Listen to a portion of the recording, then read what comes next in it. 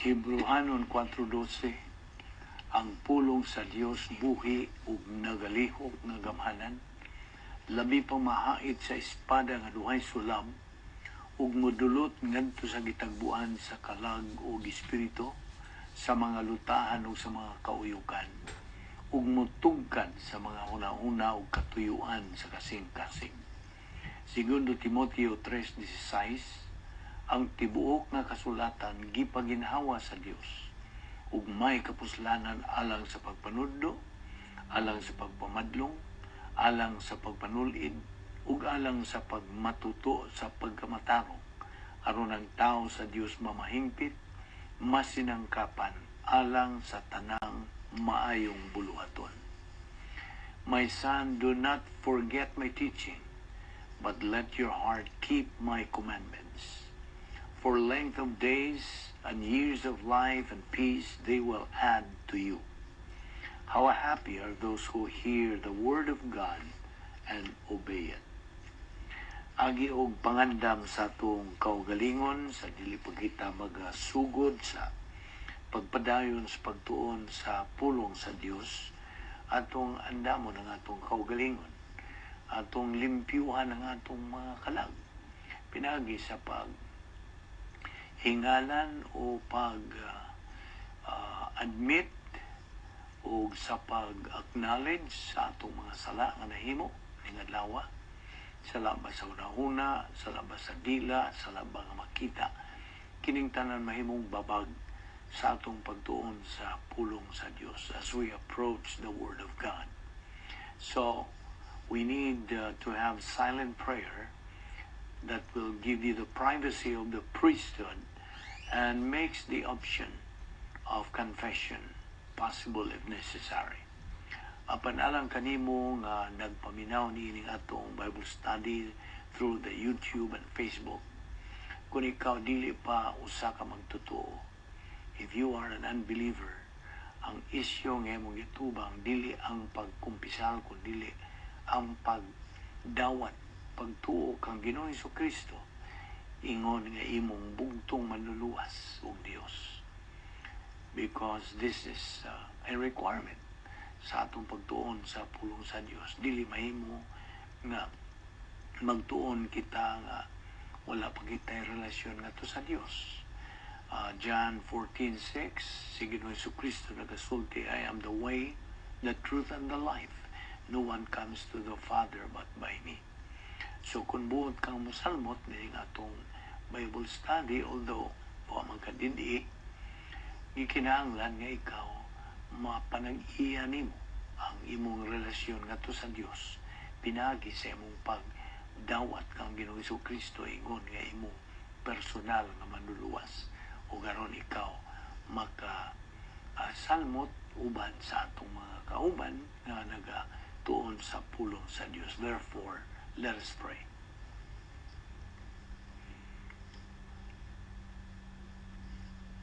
We thank you, Father, for your wonderful sense of humor, for your faithfulness, for your relaxed mental attitude toward us because of grace, for the fact that you love us on the basis of your character without compromising your character.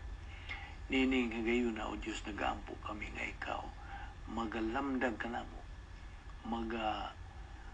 tultol ka namo sa husto gayon nga pagtulunan, pinagi sa paglihok sa Espiritu Santo ka namo, nga mao lamang ang bugtong magtutudlo sa kamatuoran. Bani kami, ining pipila ka gutlo nga kami magatuon sa imong pulong. Kining tanan, among gipasalamatan sa ngalan ni Ginoong Hesukristo, among manluluwas. Amen. Bueno, aniyan sa kita sa atong pagtuon sa pulong sa Dios, pagpadayon niini, nining adlaw. O I hope na ikaw sa mayong panglawas. Let us just hope and alert, a skill, with a clear mind. Gipabuhi pa kita hangtod ni gayuna, tungod lamang kini sa kaluoy, gugma, kortesiya o grasya sa Dios. Dili kita takos dinhi, O Dios. atong ingon ang Dios na ana nga dili kami takos niini. We don't deserve it, we don't earn it, nor work for it. Kay ngano, grasya kini. Ang buti pa sa sa grasya mo, lihok kini sa Dios alang sa tao. Karon atong ipadayon ang atong pagtuon niining atong uluhan nga the Great Power Experiment. Niadtong miyagi na itong panag-uban. Atong gisgutan nga ang kaluwasan karong panahona pinagi lamang sa imong pagdawat, pagtuo kang Ginoong Hesukristo lamang. Okay? Now, ato ragod kining atagag paglabas sa atong una-una. Nga lumang magpaluwas man ta, tingali mo tana ka.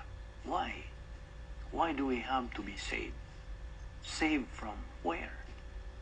Saved from what? Okay. Kung atong balikon kadtong panahon pa sa una natong mga ginikanan si Adan ug si Eva, sila nagapuyo sila sa hingpit nga kahimtangan, perfect environment. Ug diha sila ipakigambitay relasyon sa Dios.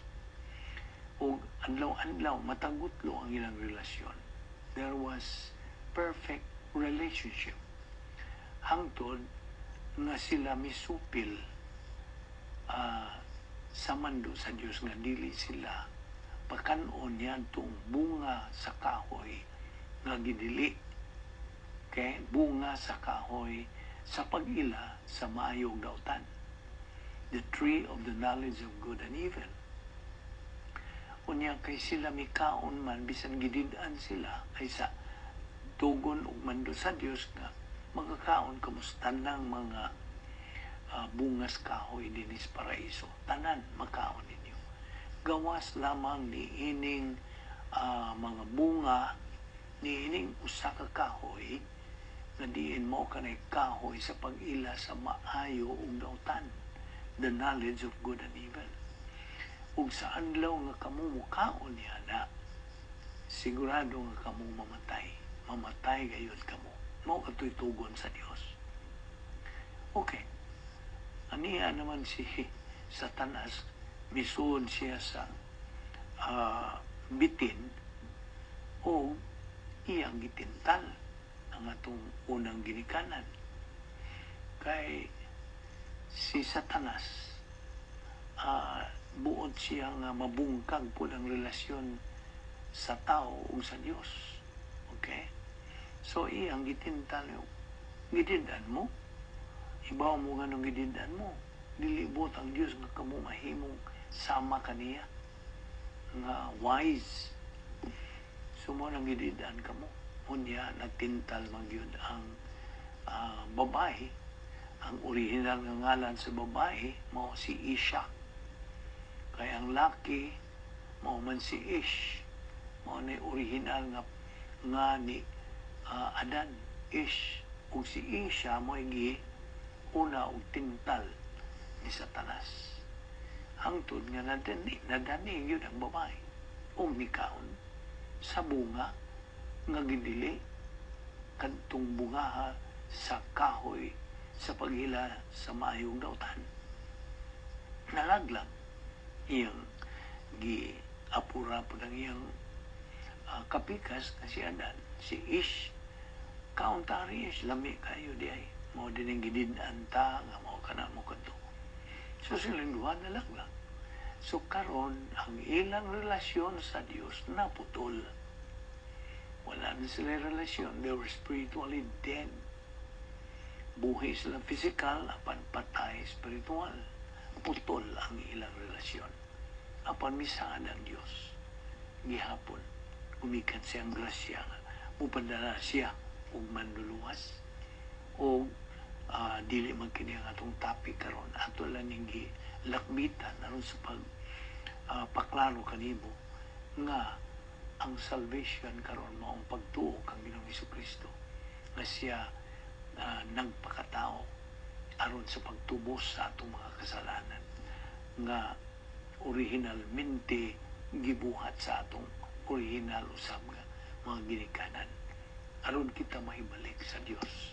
Mao ra kini paagi nga kita mahibalik ang atong relasyon ngadto sa Dios pinaagi sa pagtuo kang Ginoong Jesucristo. Kay mo magkinisaad sa Dios, believe on the Lord Jesus Christ and you will be saved. Tumuo ka kang Ginoong Hesus ug ikaw maluwas. Maluwas gikan sa unsa? Sa judgment, gikan sa paghukom. Ay ang paghukom, mabit itong mingon ng Diyos nga sa adlaw mo kaon kamo niini, mamatay gayon kamo. Namatay ang espiritual nga kamatayon. Ang buot pasabot sa spiritual death, ang kahulugan yun na mao ang imong pagkahimulang sa Dios. Hingpit nga pagkahimulang. Total separation. Mao ka nabot pasabot sa spiritual death. So, ikinahanglan, unsa? Matun pa ni Ginoong Jesucristo. Diya sa Juan 3:3, except a man be born again, he cannot see the kingdom of heaven. You see? Dili siya makita sa gingharian sa Diyos kung dili siya magpakatao pag-usap. Gisultian si Nicodemo niyan to. So, mao kini. Salvation today, therefore, is by faith alone in Christ alone. Now, ang tanan nga mga magtutuo-tuon, nini nga itong panahon, balik na takaron sa panahon sa simbahan, kitang tanang mga magtutuo sa ining panahon sa simbahan, ihatagan kita sa Diyos Espiritu Santo o spiritual gift. Okay? Yan ang higayon nga mong gidawat sa Ginoong Jesucristo, ikaw hatagan po o spiritual gift. Kauban yan ang spiritual gift mo ang 40 things nga itong nadawat. Yan ang higayon sa atong kaluwasan. Naunsa man ang katuyuan sa spiritual gift. What is the purpose of our spiritual gift? Answer, for us to use, for us to execute. But we can only use it as we continue to advance spiritually. Gikinahanglan ang pagpadayon sa pagsibog sa unahan sa itong spirituhanong pagkinabuhi, pinagis pagtuon sa pulo sa Diyos. Okay? Kaya na bitaw mando diha kung imong basahon ang Biblia. 2 Peter 3:18, 2 Pedro 3:18, nagasulti, but grow in grace and in the knowledge of our Lord and Savior Jesus Christ. Matunon ta aron kita makaila kinsa o unsa ang Dios, makaila kita unsa gyud ang bahin sa kaluwasan nga mao kini nga atong gihisgutan karon. It is only we who can discover our spiritual gift. Kita ra gyud ang makaalinggat o makadiskubre. We can only discover it when we are continuously growing in doctrine. Di mo maalinggatan o madiskubrihan ang imong spiritual gift nga gihatag sa Dios kung dili ka magpadayon sa pagtuon sa pulo sa Dios. Mao kini ang requirement sa Dios. Again, kining gitawag nato great power experiment is only true during the first advent of Christ and during the church age. Now, during the period of the Jews, itong panahon sa mga Hudyo, ang mga spiritual gifts limitado ngadto sa pipila lamang ka mga magtutuo. Apan karon ni na itong panahon sa simbahan, the church age, ang matag usa ka magtutuo gihatagan niya ng spiritual gift. Ikaw karon kung magtutuo ka, ana kay spiritual gift. O akong balikon, nga madiskubrihan lang nimo kana, maalinggatan lang nimo kana sa imong pagtubo sa pagtuon sa pulo sa Dios. Sige ka, malahot tayo na imong pagtuon sa pulo sa Dios. Imo na nang pasiunas kinabuhi, priority. Maggahin yung kang usa ka oras sa pagtuon sa pulo sa Dios. Aron mudugang imo kay malo o kaalam bahin sa Dios o bahin kang Ginoong Jesucristo. So, akong balikon, in the church age, every believer is given a spiritual gift. But it is tragic. Subo kayong palandungon that so many churches today think that believers can reach spiritual growth kung sila mualagad sa ministry o ministry or outreach. Now, di man ikini nga, it is spiritual growth first before Christian service. Gikinahanglan una ang imong pagtubo, spiritualong pagtubo. Una pa ka maka anto sa pag-alagad, Kristuhanong pag-alagad. A believer needs to reach spiritual adulthood before devoting to Christian service. No one in Israel or Age of the Jews had the 10 problem-solving devices. Wa sila. Kita lang nga mga magtutuo niining panahon sa simbahan. Only the church age believers. Ug atong nakatunan that the church age believer has so many equal privileges and opportunities ikumparar itandi nimo ngadto sa mga Hudiyo. Ang mga Hudiyo nasayod kita nga we're going around in the wilderness sa Kamingawan for how many years? 40 years. Kapatan ka tuig nilang libot-libot dito sa Kamingawan, sige lang bagulbol, murmuring, moaning, mo ito ilang ginabuhat. The church age has more emphasis on the individual privileges and opportunities. Now, ang baptism of the Holy Spirit makes this era unique. Mo yung nakapahimong talagsaon nining atong panahon sa simbahan. Now, it's not important whether you are a Jew or a Gentile now. You are all one in Christ. Usa na kita. Nahiusa na kita kang Ginoong Kristo. Wa na goy bariyo-bariyo ingnon ta. Wa na grupo-grupo. Ikaw Hintil, ikaw Hudiyo, ikaw Kristohano. We are all one in Christ. Galatians 3:26 and 28 says, "For you are all sons of God." Our privileges and opportunities are equal. Pantay-pantay. Okay? In our spiritual living. Kinahanglan hirumduman ta kanunay. There is no more distinction between Jews and Gentiles. No more. Si Pablo, Apostol Pablo, usa ka Hudiyo by race. But he was born in Rome. Dito siya matao. So he was a Roman citizen.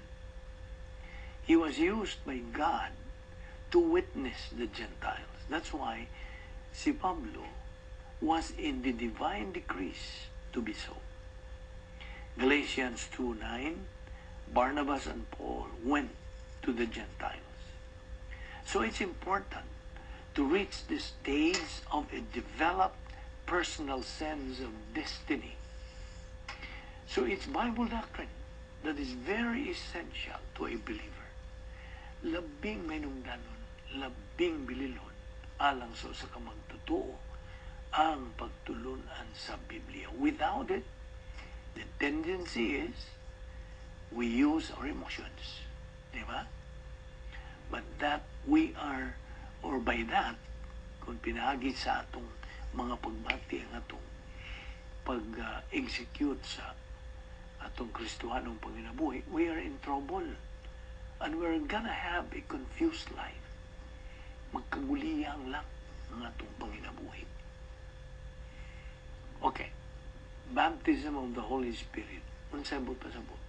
Kining baptism of the Holy Spirit. Mao kanay pahimutang sa usa ka tawo nga mituo kang Kristo. Gipahimutang siya sa iyang relasyon nga tukang Ginoong Kristo. Union with Christ ang buod pasabot. Yan ang higayon nga iyang turuan sa Ginoong Kristo nga iyang manluwas. Ang Espiritu Santo mo ingnon ta mo puirot. I don't know if kasabot ka ba ng Binisaya. Mo puirot mo kuha nimo o mo butang nimo ngadto sa paghiusa nimo kang Ginoong Kristo. The Holy Spirit will pick you up and put you in union with Christ. Ang kanang union, kanang paghiusa nimo kang Ginoong Kristo, hangtod na kana. Eternal na kana. Mao na ibot pasabot sa baptism of the Holy Spirit. Ug kitang mga magtutuo, yatagan kita ni ining angay ingnon ta, equal privileges and equal opportunities as new species, bag-ong mga tao. Kaya ang usa ka tao nga motuo kang Ginoong Kristo, mahimo siya bag-ong tao, a new creature. Now, the church age was intercalated, gisuksok kini, gisalot kini, sa dihang ang mga Hudiyo nahimo o nagnegatibo ato kang Ginoong Kristo sa ilang pagsalikway kang Ginoong Kristo. So, mo to'y gisuksok ang church age. Kini ba nga itong panahon sa simbahan? Gisuksok ni sa Diyos. Sa dihang ang mga Hudiyo napakya sila sa ilang taas. Kung ilahin noong salikway si Ginoong Kristo. Ang kining atong panahon sa simbahan, the church, is a mystery age. The period of the great parenthesis. Mo nigingan lang great parenthesis nga panahon. There are verses that manifest that there's a gap na kang-a. Mo ba na Binisaya? Sa gap, kang-a. Okay. So, naay mga bersikulo nga nagapakita nga naay kang-a. This is the only age, by the way, that does not have prophecy. Why mga prophecy? Only historical trends. Now, 2 Timothy 3:1 says, in the last days, now note, this is not really the last days, only historical trends. Okay? Again, the church age has never been known in the age of the Jews. Okay? The Jews did not know about this mystery age. Kini atong panahon sa simbahan karon. The church age was inserted, gisuksok, for the purpose of providing the royal family for our Lord's third patent. O say, ikatulo niyang patent, King of Kings and Lord of Lords. Now,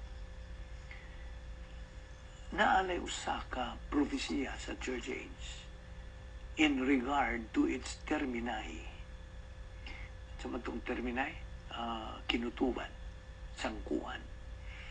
Ang terminai din mao ang baptism of the Holy Spirit and the rapture. It is the omnipotence of the Holy Spirit that gives church age believers the power sa gahom. Ang kalampusan sa kinabuhing espirituhanon sa kamagtutuo, nagaagad lamang kini sa iyang pagtuman ni ining great power experiment pinagi sa iyang pagtuon sa pulo sa Dios. Unsay ingahan sa atong divine atmosphere karon?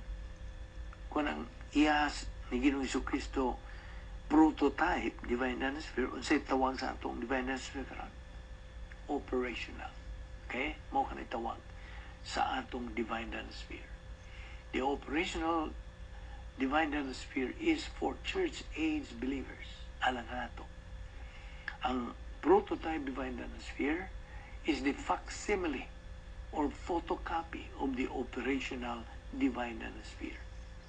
John 3:34, for he diha mao si Ginoong Kristo, who was sent by God, speaks the word of God. Our Lord Jesus Christ in hypostatic union, na iba na kung sa buta-sabot sa hypostatic union, the two natures of Christ, nature of man, nature of God, nature of man 100%, nature of God 100%. That is the hypostatic union. The hypostatic union of our Lord Jesus Christ always resided in the prototype divine atmosphere, filled by the Holy Spirit.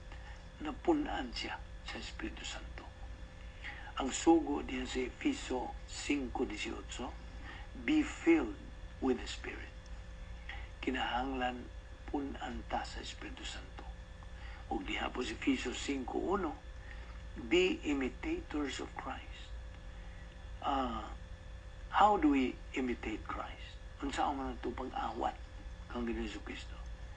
Do you know how to be imitators of Christ? Answer, by first studying and learning the mind of Christ. 1 Corinthians 2:16. Ayaw na kalimti. 1 Corinthians 2:16, the mind of Christ. Unya, develop virtue love, develop humility, etc. And be occupied with Christ. Kinahanglan ka, mapunan ka ni o okupado ka kang Ginoong Jesucristo. Di man ni, ug ayaw kalimti, nga ang Christian way of life is a supernatural way of life. And as such, it requires a supernatural way of execution through the faith-rest life and divine viewpoint lifestyle.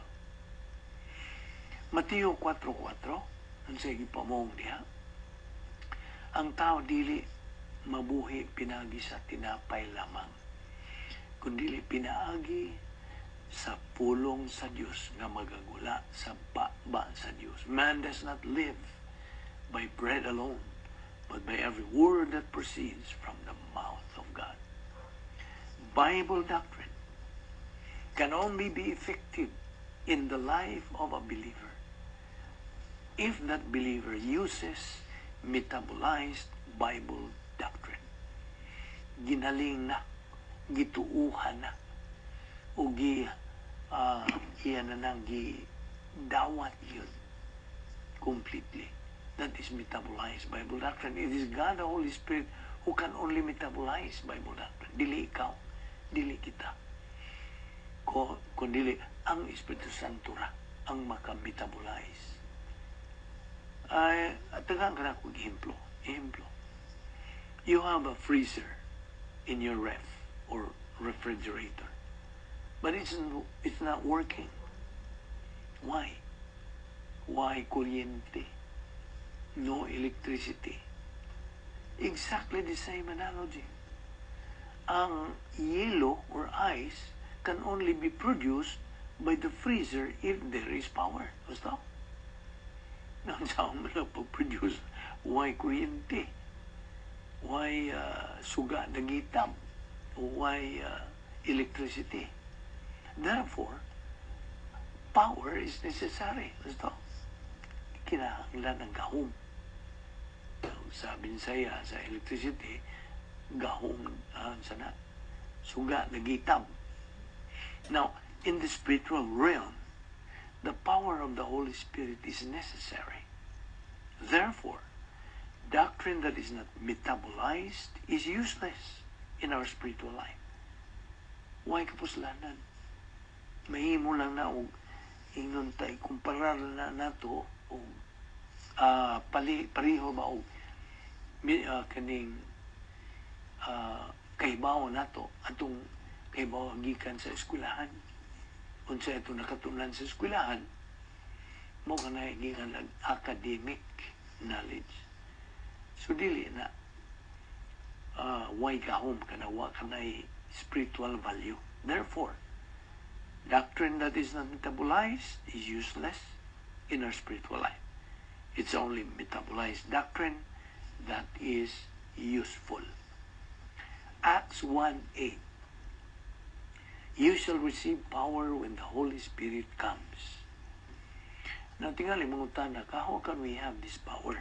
Saan man ito pagpanag-iya nila mong gahong? Unas tanan, by entering into the DD, the divine atmosphere. Now, I'm talking to you as a believer. Dili ni, way labot ang dili magtotoo nini. ikaw lang nga magtutuo. Makasud ka sa divine atmosphere, pinagi sa imong paghingalan, pag-admitir, pag-angkon nga ikaw nagasa, anang mga sa imong nabuhat, imo ka na ang kunon nga sa tubangan sa Diyos nga Amahan. Ug siya kasaligan, matinumanon sa pagpasaylo kanimo niyan. Rebound technique ka na, mo igingon na to.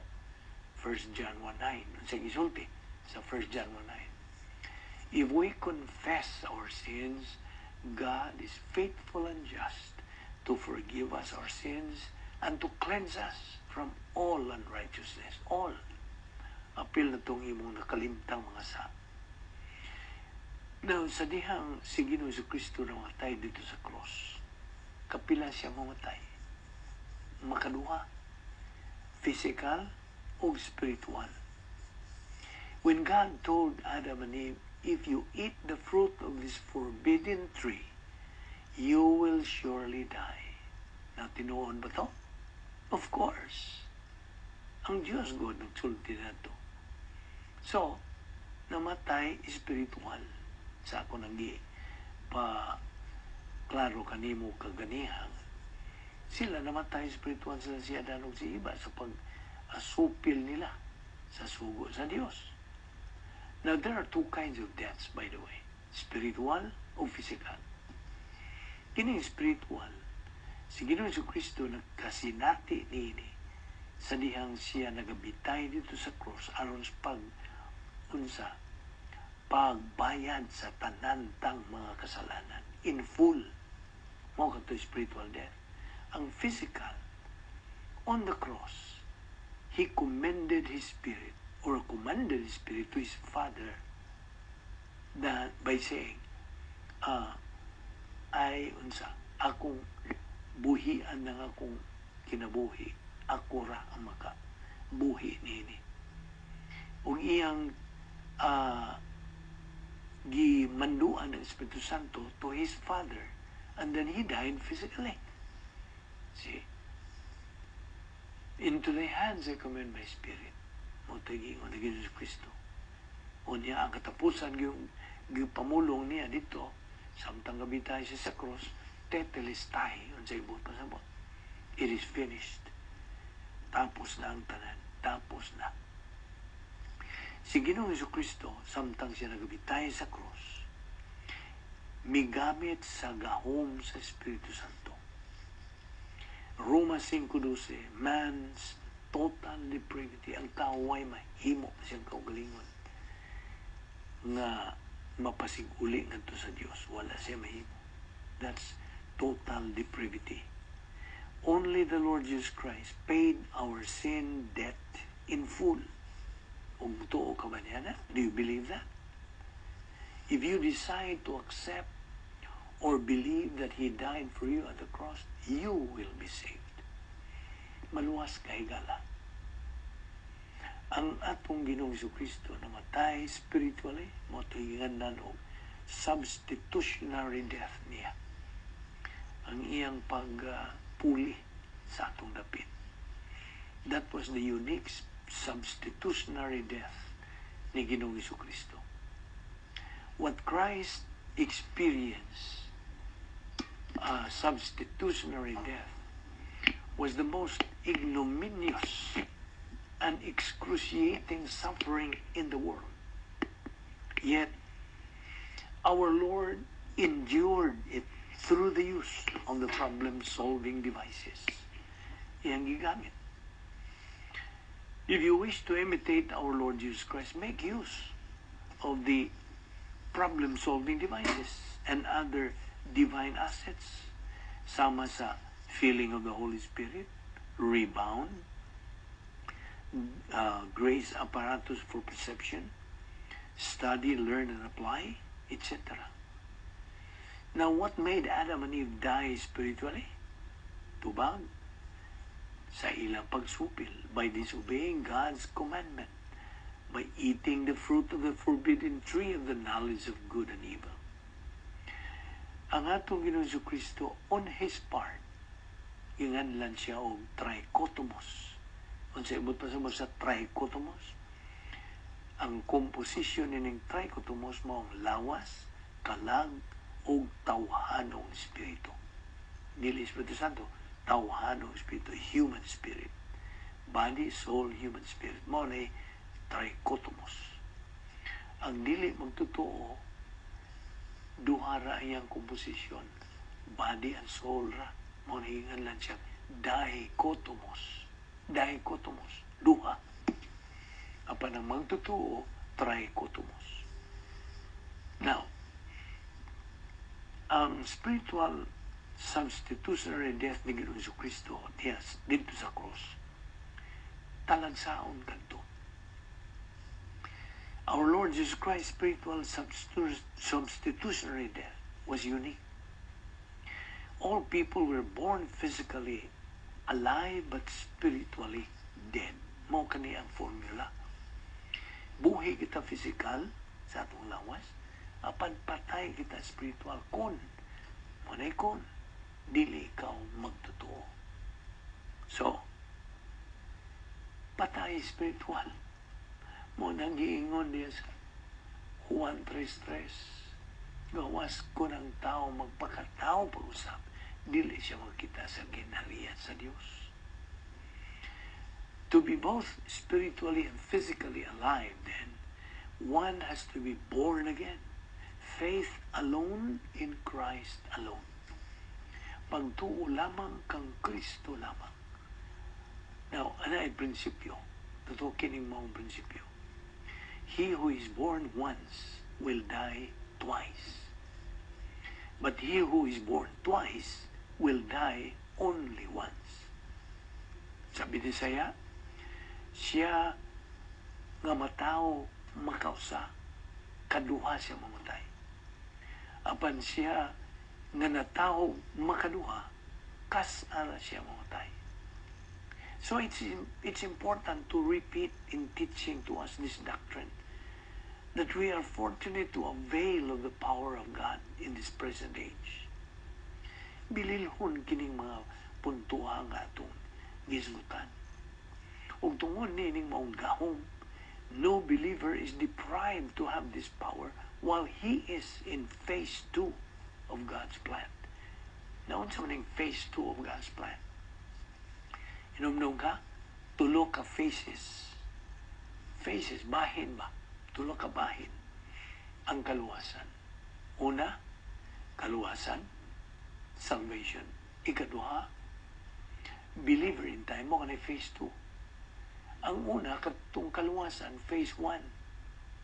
Ang phase 2, maong believer in time sa imong pagkinabuhi di sa yuta, ingon nga magtotoo. Ang phase 3, maong imo ng pag-ubana sa Diyos to sa langit, kuhaon ka na, yung kaning kalibutan na, o uban ka na sa eternidad, uban sa Diyos. Mao ni phase 3. So I hope na klaro na nimo. So, mao ni ang giingon nimo, nga tungod nining maong gahom, why magtotoo ang deprived to have this power, samtang aniya sa phase 2 of God's plan. As we said sa atong giingon, all of us, kitang mga sakop sa kaliwatan sa tao, are depraved, sa buta sabot, helpless to free ourselves, helpless to be saved by ourselves. Dili kita makaluwas itong kaugalingon. We are depraved. Remember God's word, all have sinned and come short of the glory of God. Romans 3:23. Ang tanan nakasala ug nakabsan sa himaya sa Dios. Nansaon na nimo. Na dunay duha ka kategorya sa spiritual death. Na real spiritual death. We believers were once totally separated from God. Sa wa pagkatamo dawat ni Ginoong Jesucristo, mo is real spiritual death.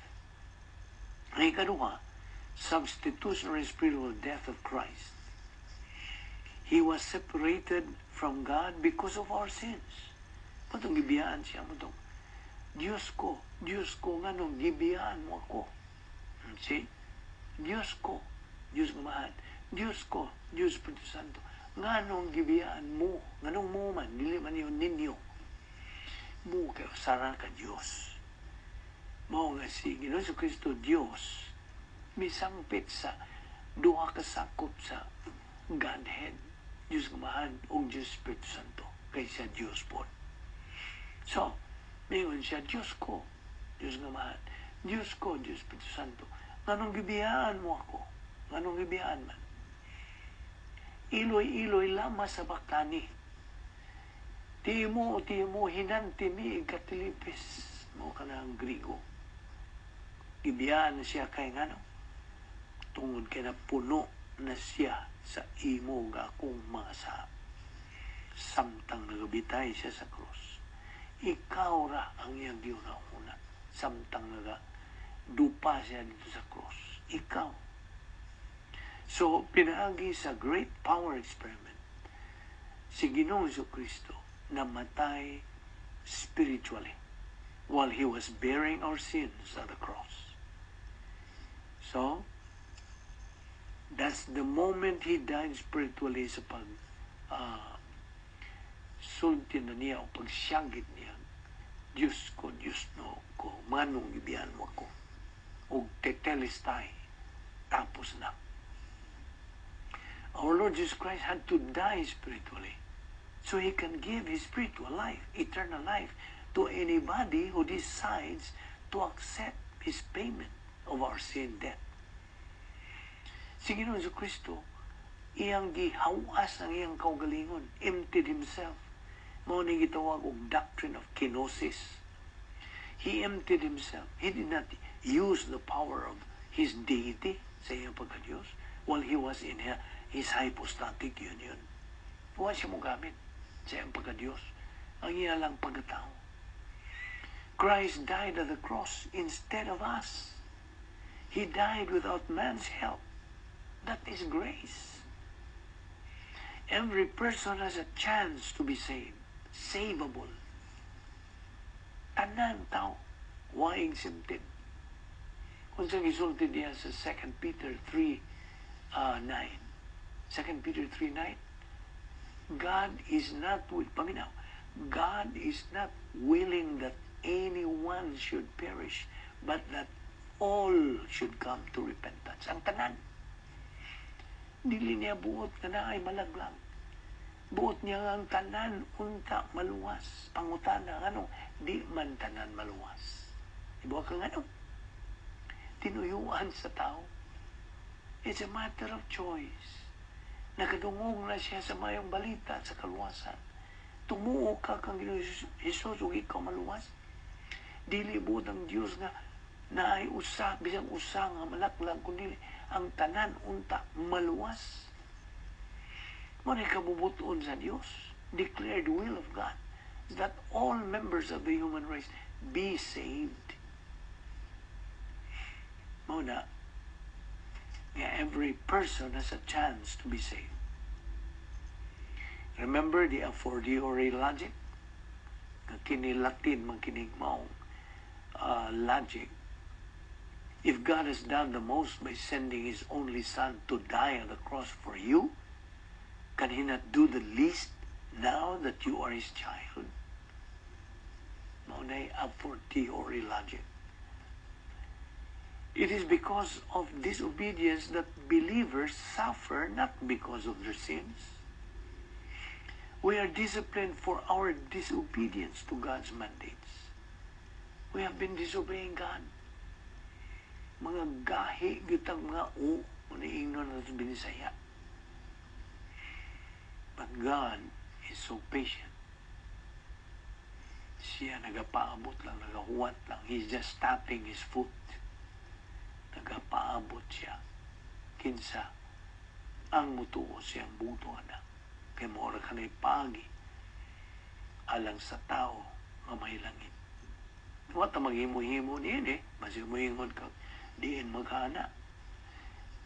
Diin kining tanan anaa sa pulong sa Diyos. No, ito magtuon ta sa pulo sa Diyos. Okay? So, unsa man ang solusyon sa atong disobedience? Disobedience sa atong adlaw-adlaw panginabuhi nga kita. Nagabuhat ang mga sa. Ngano man mabuhat mga kita sa. tungod kay naatay kinaiyang makasasa. Nga mo kini magatukmod kanunay nato. Kanunay mo mutod nato sa pagbuhat ng mga sa una, sa dila, sa nga makita. Adlaw-adlaw natong buhat nini. Disobedience to God's mandates. What is the solution?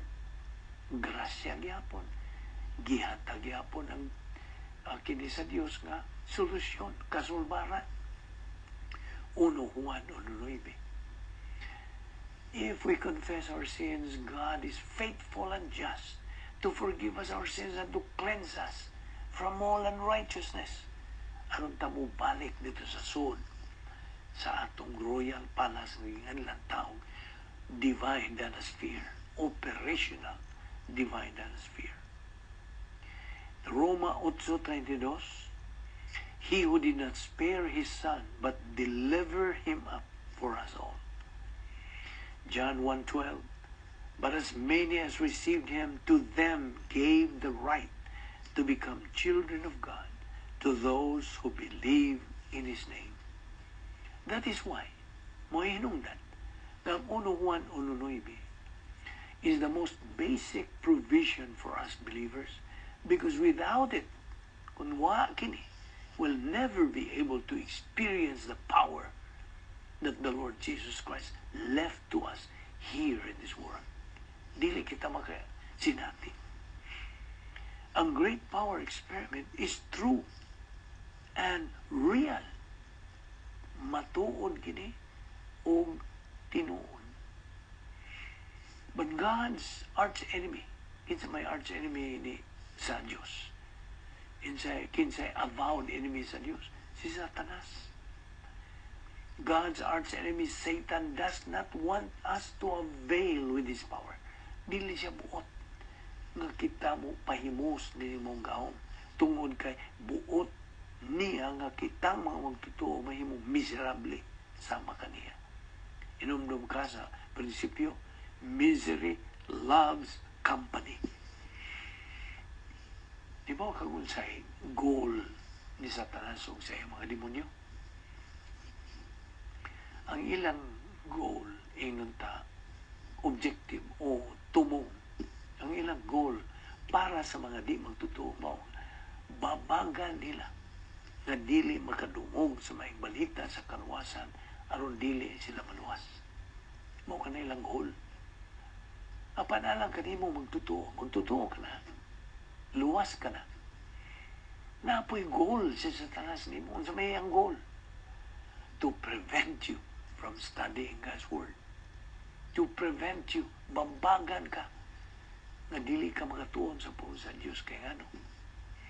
Sa imong pagtuon, makabot na nimo ang spiritual maturity, ikaw buuan ng mga panalangin.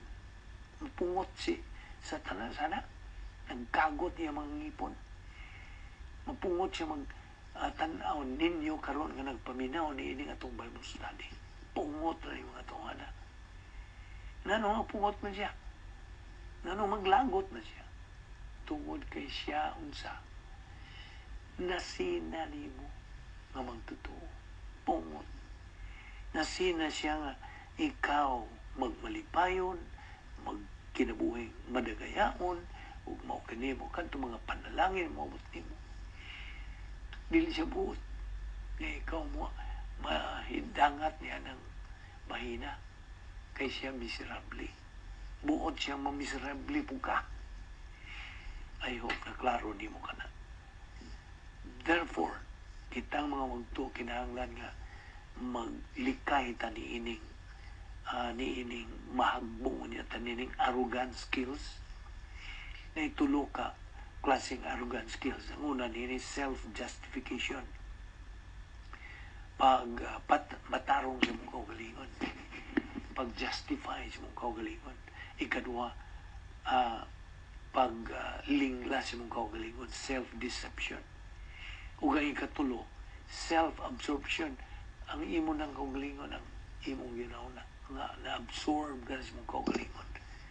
Una, ang tulo ka arrogant skills.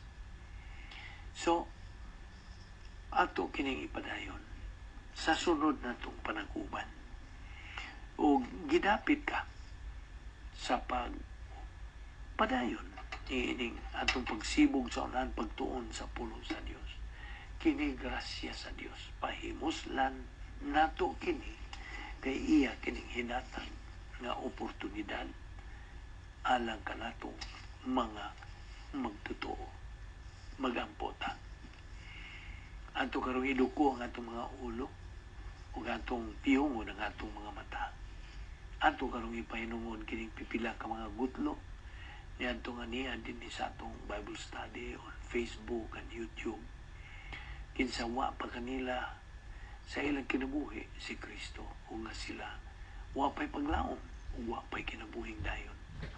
Tingali wa ka pa makahimo mismo niya ng labing bilhong desisyon sa tanang desisyon. Si Ginoong Jesucristo midawat sa matag sa dito sa iyang lawas samtang gilansa og gibitay niya sila dito sa krus. Gibitay nila sila sa atong mga Hudiyo. Iyang gidawat ang tanan ta mga lakip ng mga nga ato pang pagabuhaton. 1 Pedro 2:24. Si Ginoong Jesucristo mo'y mipuli sa atong dapit. Gihukman siya sa Dios kamahan. Tungod kay napuno siya sa atong mga ang tinuod kita untang ilansang sa krus tungod sa atong mga kasalanan.